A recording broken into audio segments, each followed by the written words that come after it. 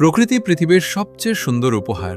সবুজ গাছপালা, পাহাড়ের নীরবতা, নদীর কলকল ধ্বনি, পাখির মিষ্টি গান আর শীতল বাতাস আমাদের মনকে প্রশান্ত করে তোলে। সমুদ্রের তীরে দাঁড়িয়ে যখন শীতল বাতাস মুখে এসে লাগে, তখন সব দুঃখ কষ্ট যেন মুহূর্তের জন্য হারিয়ে যায়। একের পর এক ঢেউ তীরে এসে আছড়ে পড়ে, আবার ফিরে যায় গভীর সমুদ্রের বুকে। এই দৃশ্য আমাদের শেখায়, জীবনে যত বাধাই আসুক, এগিয়ে যেতে হয় নিজের পথে। ব্যস্ত জীবনের ক্লান্তি ভুলে মানুষ বারবার প্রকৃতির কাছেই ফিরে আসে, কারণ প্রকৃতির মাঝে রয়েছে এক অদ্ভুত শান্তি, যা হৃদয়কে নতুন করে বাঁচার শক্তি দেয়।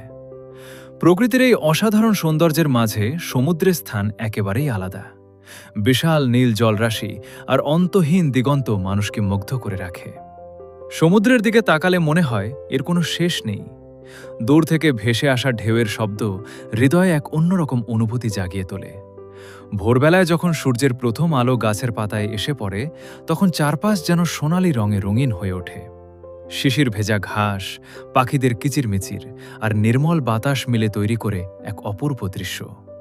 মনে হয় প্রকৃতি যেন নিজের হাতে পৃথিবীকে সাজিয়ে তুলেছে।